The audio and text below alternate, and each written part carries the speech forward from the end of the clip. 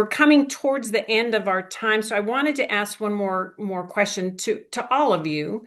So if you were advising a board this week, what's the one question directors should be asking management immediately after this program?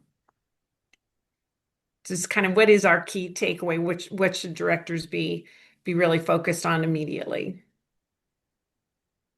So my number one question would be very basic, especially if you have business interests in the Gulf. Hey, how did that go? Were we proactive and ready and resourced and be able to respond to our teammates in a hyper responsive way? Or were we not? And if you weren't, you need to go back and do a after action review, figure out what didn't work and cut it away as quickly as possible, and figure out what did work and put it into place. We have to be honest with ourselves. Don't miss the opportunity to learn from the friction that happens here. And if you didn't have business interests in the region and you weren't on the front line of having to respond and support, put yourself in the shoes of, if, let's say you did, and then go back and read your fine print on your insurance and on your duty of care provider.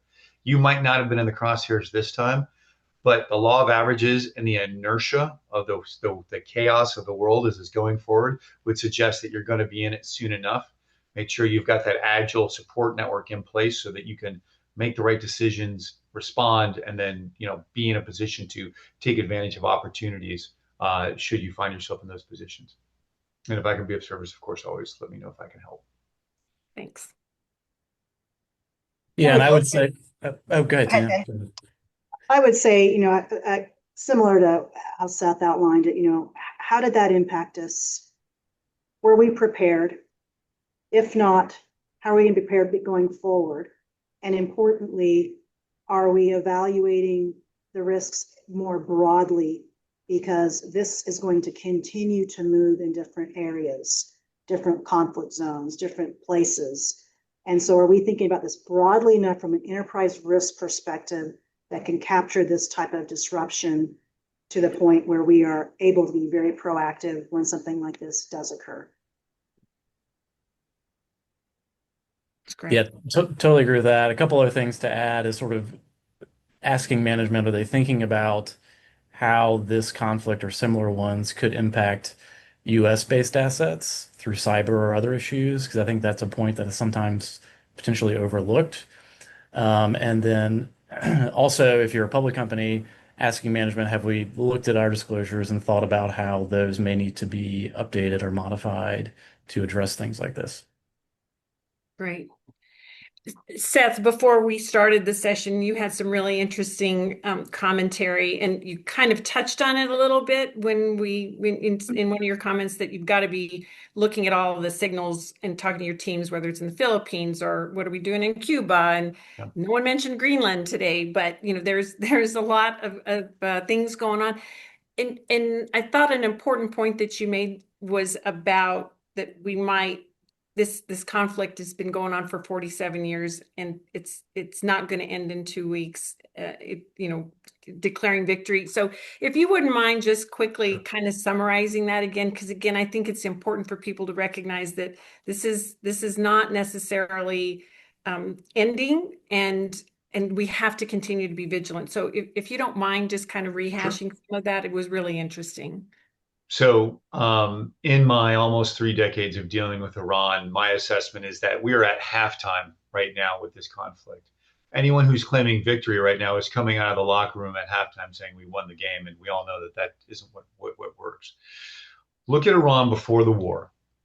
Iran had failing power infrastructure. Last summer, they had 12 to 18-hour rolling brownouts in most of their major cities.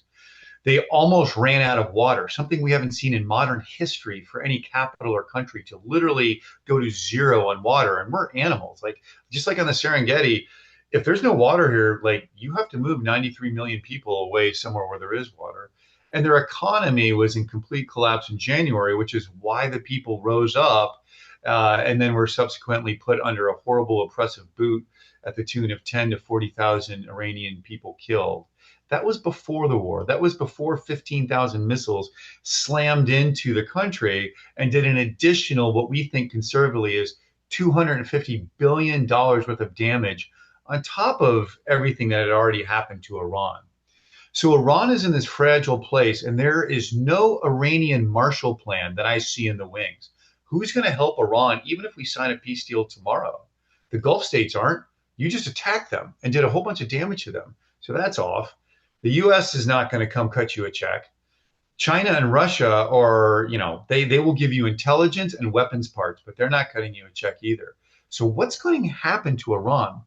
The second thing that is, the Iranian regime holding on is the second scariest thing to the Gulf states. Their number one fear is that that turns into a failed state like Yemen across the Straits of Hormuz, except that it's awash with Shahed drones and ballistic missiles.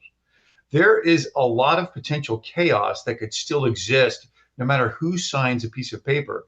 Because just because you stop the US and Iran and Israel bombing you, you now have a population crisis that's about to kick off because they don't have an economy. Their infrastructure is failing. They don't have social services. And oh, by the way, a brutal, blistering summer is about 5 to 6 weeks away. And if you thought it was bad last summer, it's going to get worse coming up. So there's nothing in the sort of short-term to mid-term radar that tells me that this is going to be resolved. It's likely to get worse, and we're all going to have to feel the ramifications around the world from an economic standpoint and frankly from a humanitarian standpoint. And we're going to be adding more conflicts on top of this in the coming weeks, months with Cuba and some other locations too. So just make sure you've got that resiliency built into your systems and processes for your companies. And if you don't have it there, you have concerns, reach out.